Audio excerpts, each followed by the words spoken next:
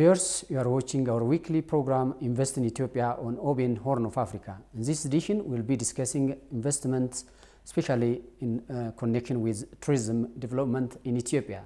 To discuss this issue, I joined by Mr. Sleshi Girma, State Minister of Tourism. Thank you for joining us. Thank you for having me. To begin with, how do you see the role of the tourism industry in economic development of a nation? It's a good question, and tourism has a significant impact in nation economy. Globally, the tourism sector now has contributed for 10% of GDP, the global GDP, and similarly, it's about 10% of global jobs are created from the tourism sector. So I would say, 1 in 10 jobs is always from the tourism sector globally. And tourism is considered as an international business, which contributed a lot for the service sector export. Tourism has also significant impact in bringing hard currency for nation. So tourism has, I would say, direct economic impact on the macroeconomic variables. Like I said, on foreign exchange, it has a great impact. On job creation, it's a 10% jobs globally is from tourism sector. And also globally, the tourism sector is contributing for the global GDP about 10%. So you can see how huge the sector is.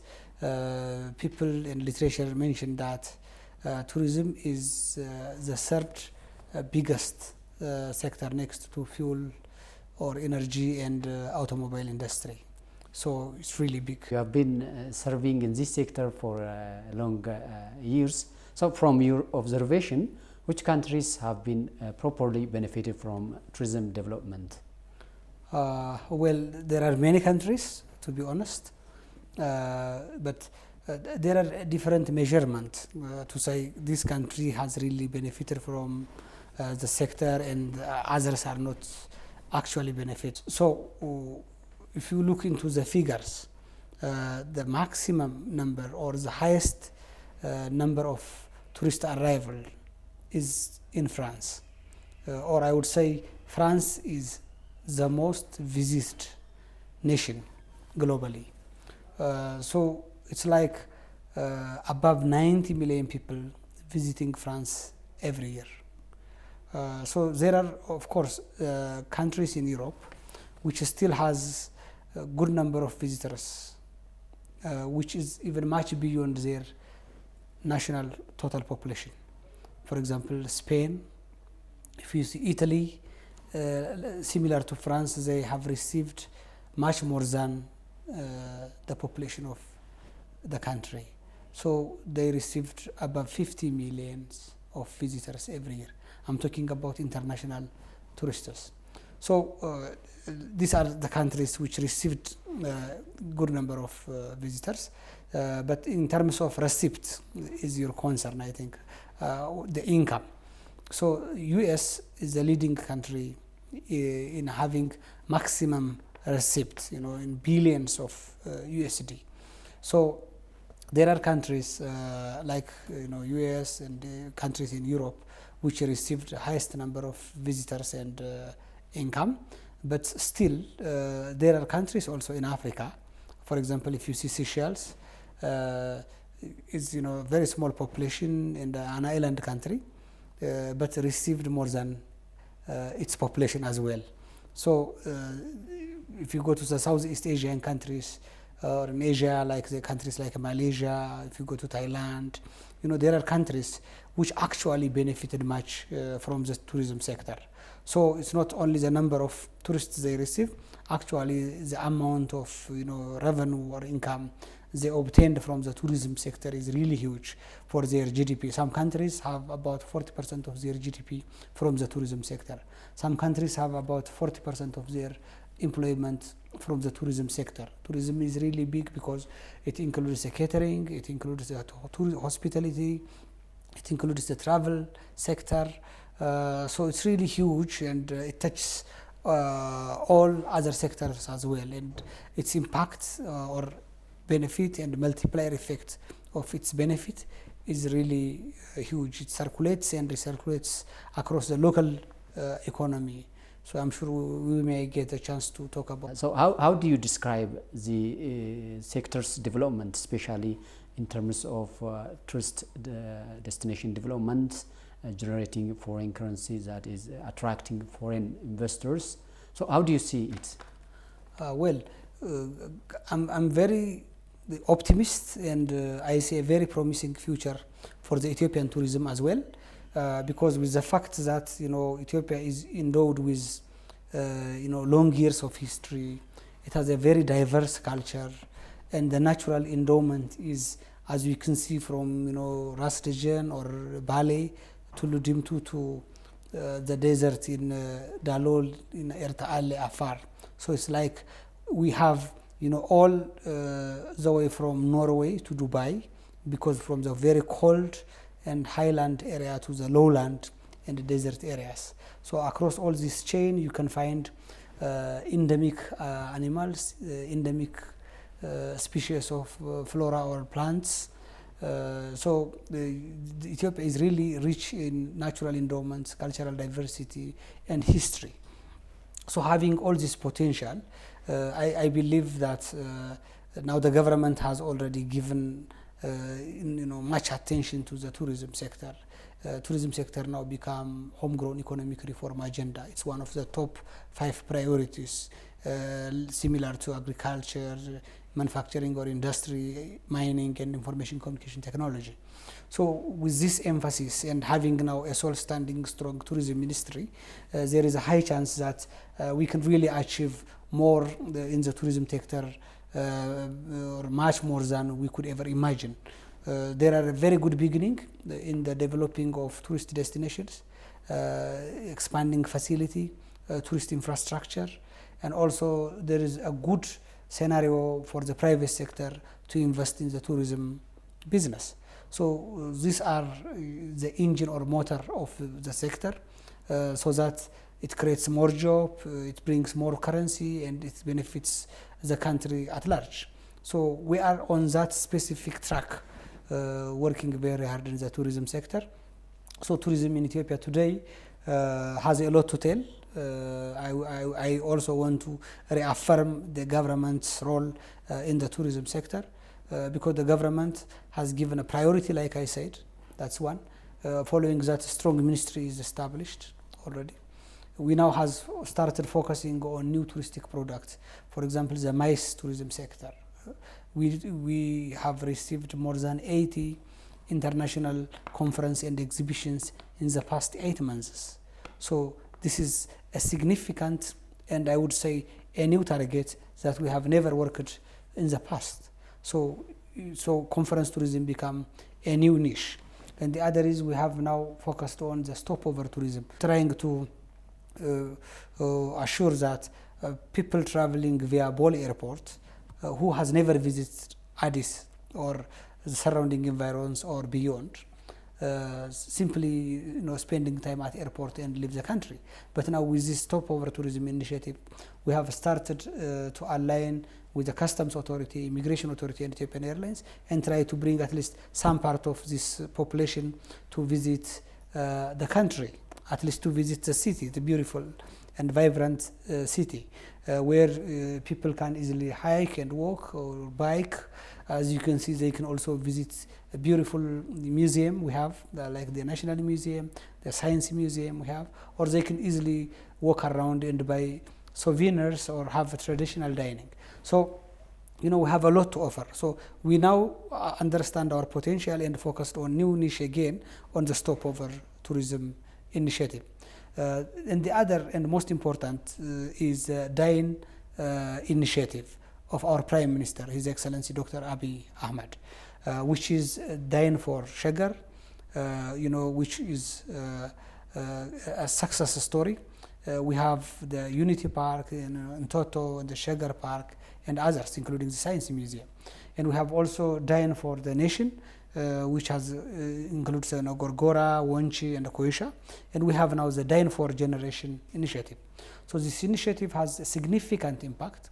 I know most people understand it, but few may not, with the fact that the significance and the role and the contribution of this initiative is important to explain. Meaning to say, if you look into the Unity Park alone, I just want to mention one so that it's very simple to understand.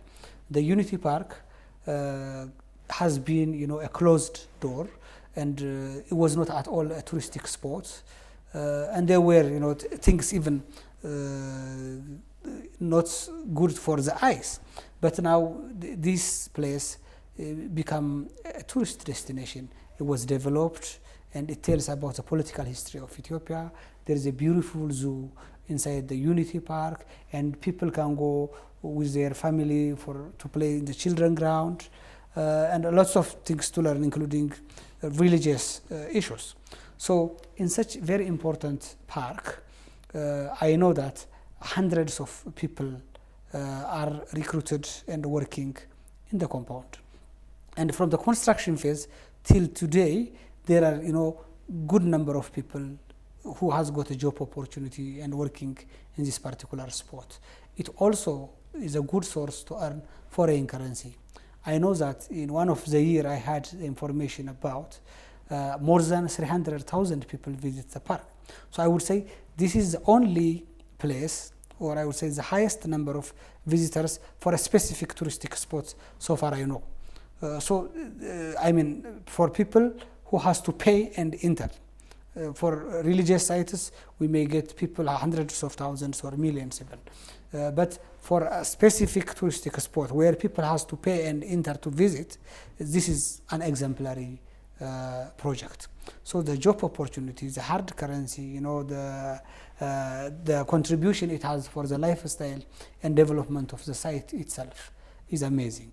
So similar initiatives are being done, all these 10 initiatives I have mentioned on 3 different phases, from Sugar, Nation to Generations.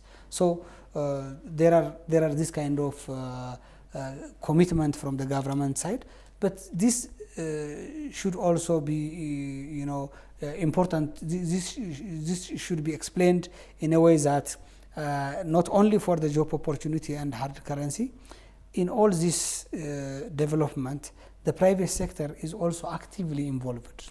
It creates more chance for the private sector to work with the government in partnership and to invest and get, obviously their commercial profits and so on. So there are this kind of initiatives that we never had in the past, because our tourism gap was the supply side. We have so beautiful places, but there is no places to stay. Imagine, everybody talks about its area or about a country. People say, we have history, we have culture, we have beautiful nature and unique things. They want tourism to develop in those specific places. That means you need to put infrastructure, which is the government is doing now, like road, electricity, telecom. So these are the important infrastructure, and the government is doing that. And the other is, you need places to stay. If you think of tourism, there are always 3 things. One is the attraction, and the other is the access, either it's road or flight, airport. And the third is where people has to stay overnight and dine. So places to eat, places to sleep. So these are like hotels, lodge, resort. And unless you have this investment, you don't have to think about tourism at all. That was the biggest gap we have as a country. Ethiopia is really big. It is like Spain and France combined, or it's like a 5-fold of the UK. But if you see the number of visitors, I told Spain and France has the highest number of visitors, but we have very limited number. Why? Because we don't have those facilities, we don't have those infrastructure. And that's why the government has now understood the gap, and with this homegrown economic reform agenda, trying to focus on multiple sectors and put tourism as a priority and investing today. So for your question, how do I see tourism in Ethiopia? I see a very promising future, and I'm very optimistic that Ethiopian tourism will be one of the significant economic contributor for job, GDP, foreign exchange earning, and so forth. Thank you. As you have mentioned, several tourist destinations, including parks and eco lodges, are being developed by the federal government in different parts of the country. In your view, how is such commitment impact the development of tourism industry in Ethiopia? Yes. This is a significant role by the government. And I assure you that unless we invest on this infrastructure, important infrastructure, and unless the government intervene on this critical gap where we have a tourism facility investment deficit, it is very difficult to dream tourism to grow in this country or to be competitive in the international market. So the government have identified that there is a clear gap where we need to invest to develop the tourism sector and benefit the country at large. Most importantly, we have majority of the youth population as a country, and we have also a good number of unemployed youth. And tourism, luckily, is a labor-intensive sector. It's a labor-intensive, it's not a capital-intensive sector. So investing only some in this labor-intensive sector on the tourism sector would give you an opportunity to create more job for the youth.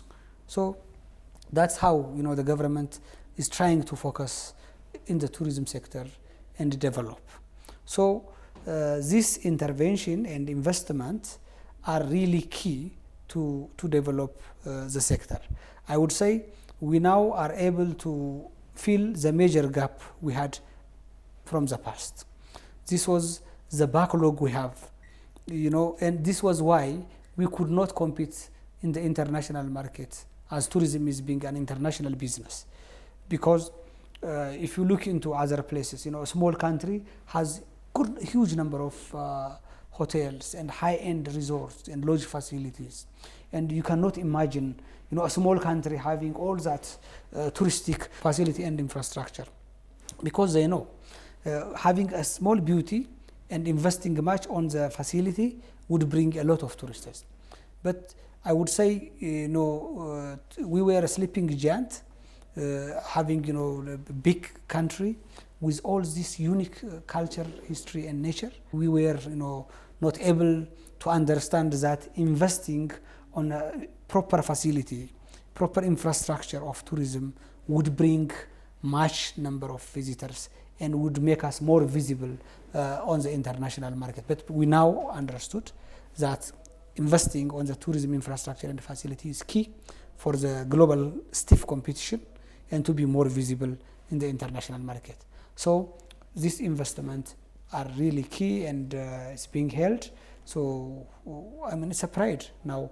We have such world-class touristic facilities, and we have now tried to fill our gap and backlog, and so now we are very confident to say we have these beautiful places to see, endemic wildlife, historic places, museum, monuments, and so on, and also to say them. So we have also high-end tourist facility, places to stay, places to dine and relax, so that people will have a confidence and will pick us from all these global places. A single tourist has 200 plus countries to choose from to visit. So we have to be among the top list, having the proper facilities and infrastructure, so that we will be selected. Well, as you know, Ethiopia has huge potential in tourism, and the government is striving to develop those tourism destinations. What should be the role of private sectors in terms of developing tourist destinations, in order to benefit both themselves and the country? Yes, the private sector are very important actor for any nation tourism development. We said tourism is a government-led and private sector-driven, which is, the government actually craft policies, design strategies, and also do some prototype development so that the private sector can take over from there. So these are the major and important tasks of the regional government and federal government.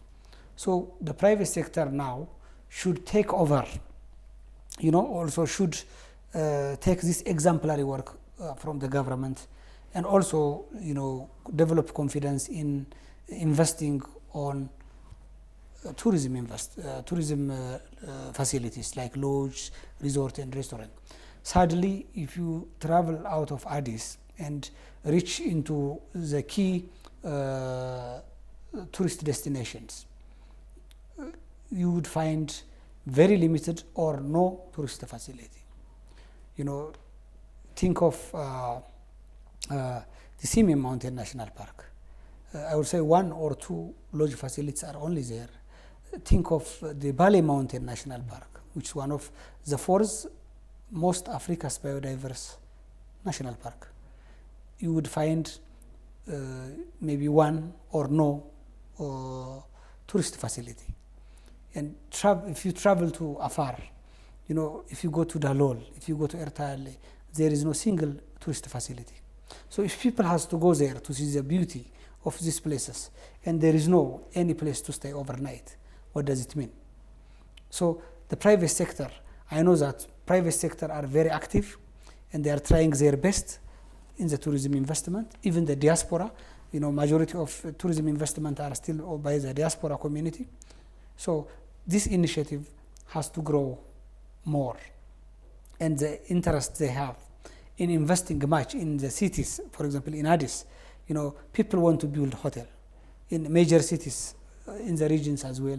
People are very much interested in also asking a plot of land to build their hotel, lodge, and resorts. But if you go beyond the regional towns, in places which I have mentioned already, you don't find the private sector becoming very active and investing on these tourism destinations. So I want the private sector to be also actively involved in investing in tourism and hospitality, as they already do in major cities. So this is one very important point private sector should do. And the other is the private sector is dealing the business. The government is always facilitating and showing them some prototype and demonstration work, like some of these projects you see. But the private sector needs to be really active and be involved. The government has created a very conducive ecosystem for tourism and hospitality investment. Government now give land with lease and so on. Government would give incentives for all capital goods being imported for any construction they do, for lodge, resort, and so on. The government is also giving duty-free, tax-exempted vehicles for their employees to transport, like for hotels, bus, and for tour operators, small vehicles. So the government is also supporting the private sector to bring expertise from abroad if they feel like they need a unique expertise, like maybe a chef or a very intelligent and dynamic hotel manager, if they need to bring. I believe we have this kind of skilled expertise at home today. But if they need, they still can bring, like Chinese restaurant can bring Chinese chef. It's possible.